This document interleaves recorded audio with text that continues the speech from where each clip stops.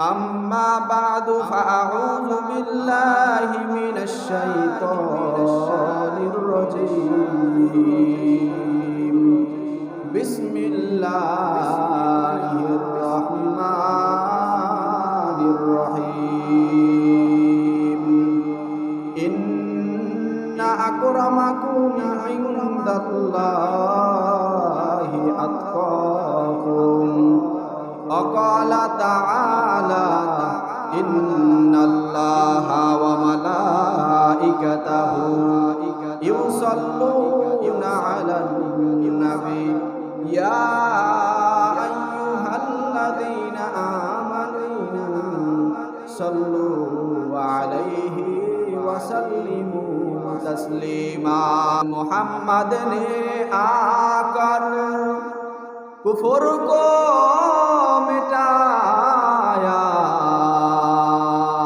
कुफर को मिटाकर सदाकत बताया अल्लाहुम्मा सल्ले अला सय्यिदिना मौलाना मुहम्मद व अला आलि सय्यिदिना মাওলানা মুহাম্মদ। আলহামদুলিল্লাহ, আল্লাহ রাব্বুল আলামিনের দরবারে লাখো কোটি শুকর যে রব্বুল ইজ্জত দয়া করে মায়া করে কবুল করে প্রতি জুমার ন্যায় আজকেও আল্লাহ রাব্বুল আলামিনের হুকুম আদায় করার জন্য আল্লাহর ঘর মসজিদে আসার বসার তৌফিক দান করেছেন।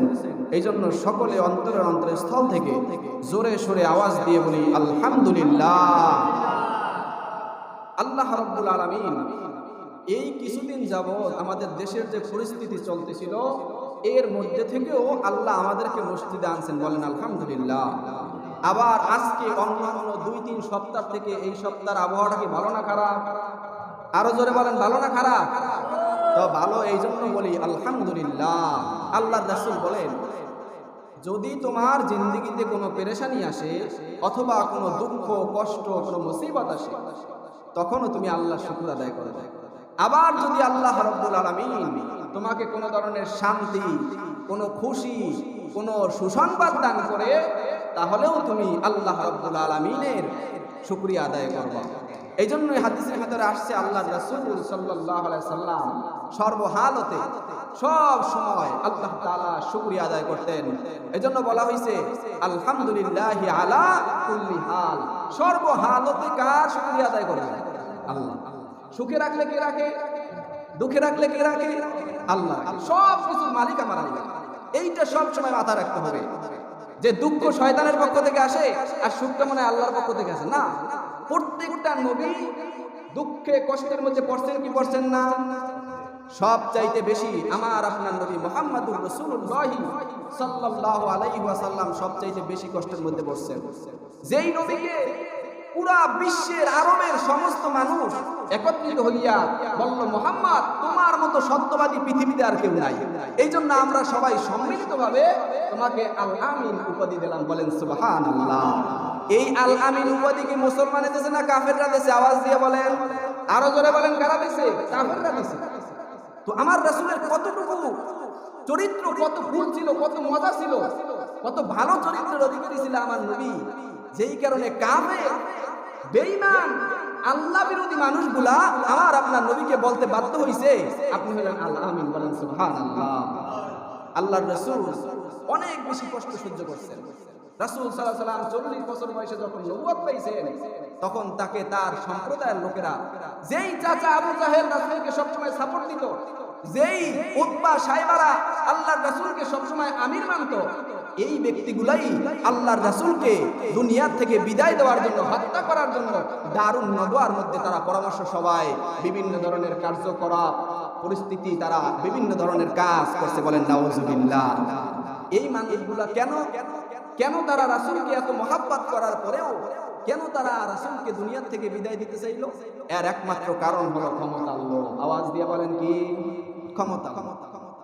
আল্লাহর রাসূল যখন দুনিয়াতে আগমন করছেন, আল্লাহর রাসূলের চরিত্র দেখে, তার ভালোবাসা দেখে, তার সুন্দর আখলাক দেখে সমস্ত মানুষ মদিনার নবী আরবি হযরতে মুহাম্মদ মুস্তাফা সাল্লাল্লাহু আলাইহি সাল্লামের আশিক হয়ে গেছে।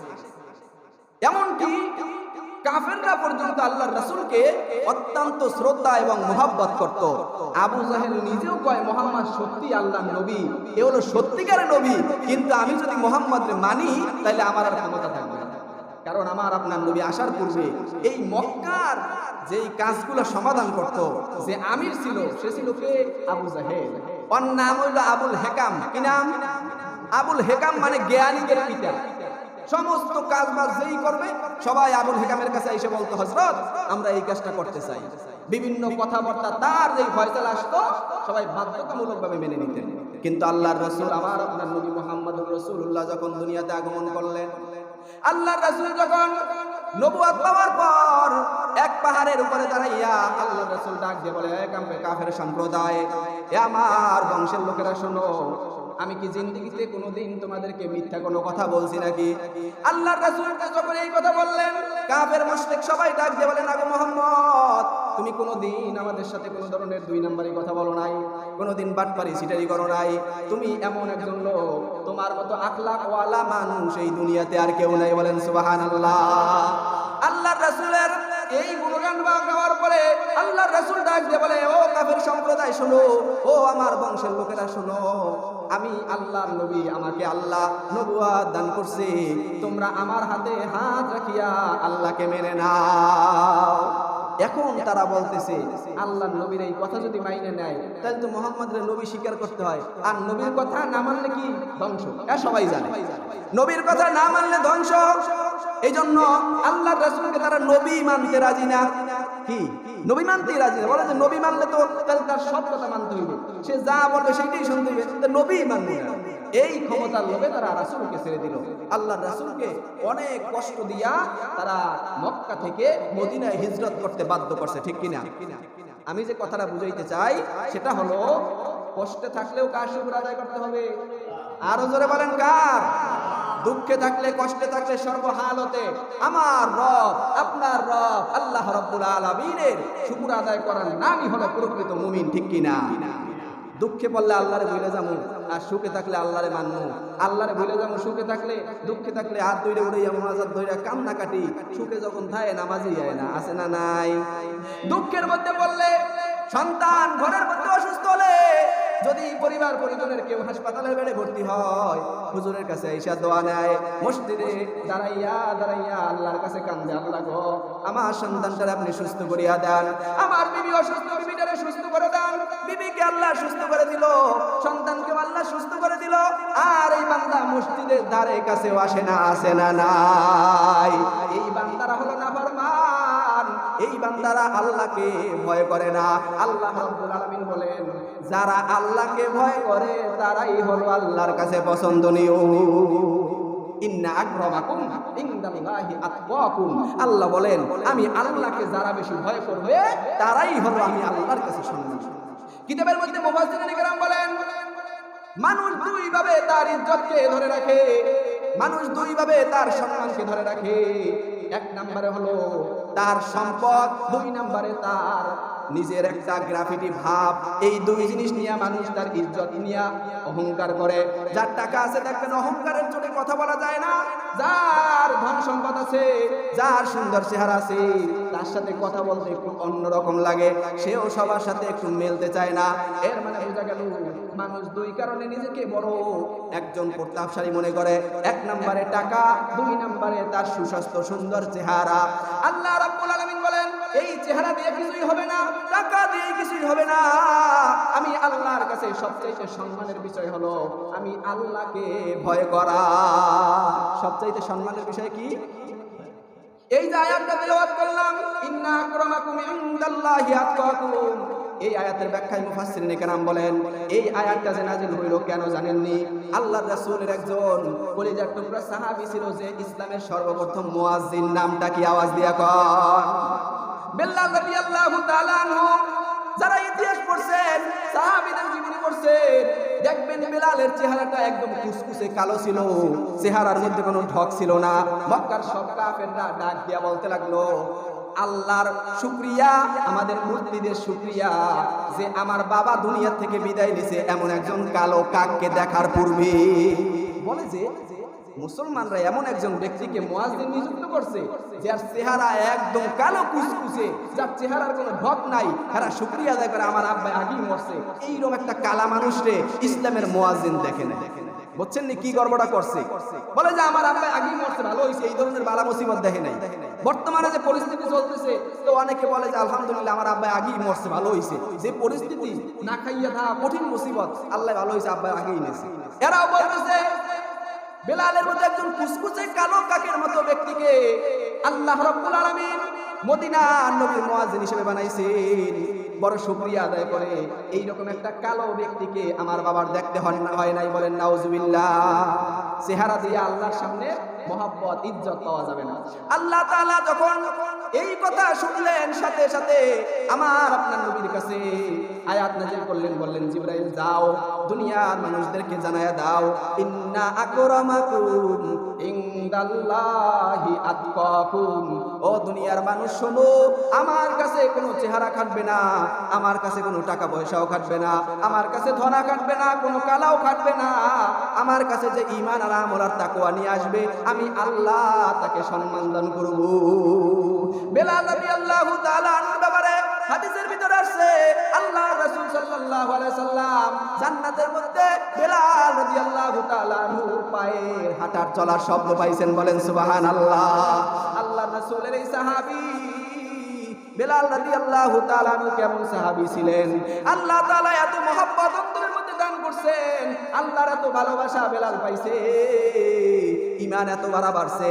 বেলাল রাদিয়াল্লাহু তাআলা আনহুকে উমাইয়া ইবনে খালদ মরুভূমির মধ্যে উত্তপ্ত বালির মধ্যে শোয়ায়া রাখছে, গায়ে কোনো জামা নাই, একদম উত্তপ্ত বালির মধ্যে খালি গায়ে শোয়াইয়া, বুকের উপর বড় একটা পাথর দিয়া বেলাল রাদিয়াল্লাহু তাআলা আনহুকে শোয়াইয়া ডাক দিয়া বলে, বেলাল যদি তুমি আল্লাহকে ছাড়িয়া আমাদের মুক্তি পূজার সাথে সম্পৃক্ত হও, তোমাকে এই দাসত্ব থেকে মুক্তি দিয়া তোমাকে সুন্দর এক ব্যবস্থা করে দিব, তুমি শুধু বলো আল্লাহ বলতে কিছু নাই।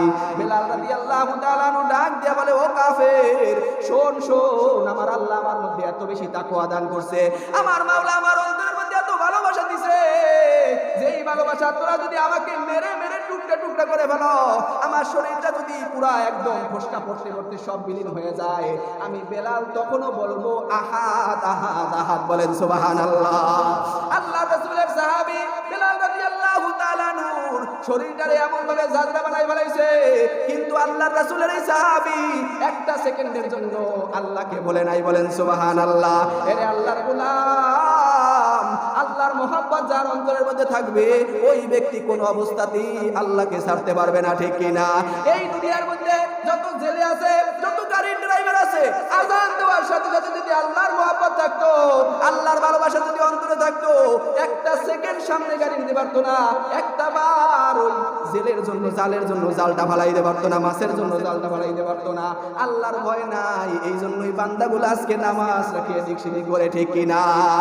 আরো যদি বলেন ঠিক কিনা? এরা আল্লাহর গোলাম খেয়াল করে শুনবেন, অন্তরে কষ্ট নিয়ে বলতেছি, এই দুনিয়ার মধ্যে আল্লাহ আপনাকে আমাকে সবাইকে কিন্তু ইবাদতের জন্য পাঠাইছে।